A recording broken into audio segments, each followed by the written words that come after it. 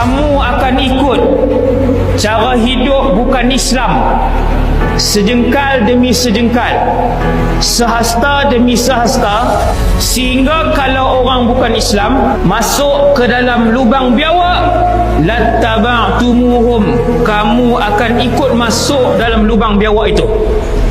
Sahabat tanya, ya Rasulullah, al-Yahudu wan Nasara, adakah nanti umat Islam akan ikut cara hidup, cara berfikir, cara makan, cara minum, cara berhibur, cara berpakaian, cara duduk, cara berjalan, cara hidup bukan Islam, itu adalah Yahudi dan Nasrani? Nabi kata, faman, siapa lagi kalau bukan mereka? Mereka berpakaian, orang Islam nanti akan berpakaian, tetapi pakaian mereka pakaian Yahudi dan Nasrani. Mereka akan makan, tetapi mereka tidak akan lagi tanya bahan yang digunakan untuk masakan itu, apakah ia halal ataupun ia haram. Mereka akan hidup, tetapi mereka tak tanya kehidupan mereka adakah mengikut sunnah Rasulullah ataupun mengikut cara hidup barat.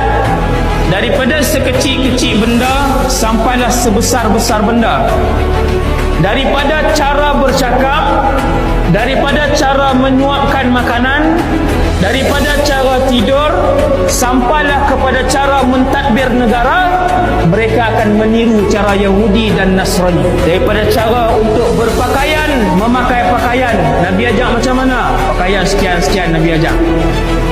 Masuk ke dalam tandas, Nabi ajak masuk dengan kaki kiri, kemudian kencing dalam keadaan duduk, bukan berdiri, kemudian basuh kesan daripada najis tersebut. Sebelum masuk, Nabi kata, Allahumma inni a'udzubika minal khubuthi wal khaba'ith.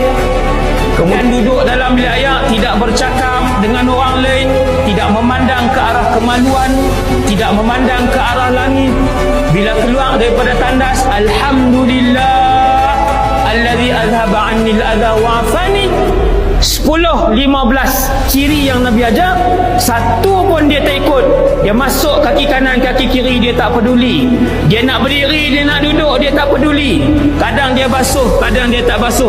Kadang dia bersembang dengan telefon, dia tak bersembang dengan telefon. Dia keluar, dia tak peduli kaki kanan ataupun kaki kiri, dan dia tak pernah peduli untuk dia ucap alhamdulillah ataupun tidak selesai daripada dia membuang air besar ataupun air kecil. Ini disebut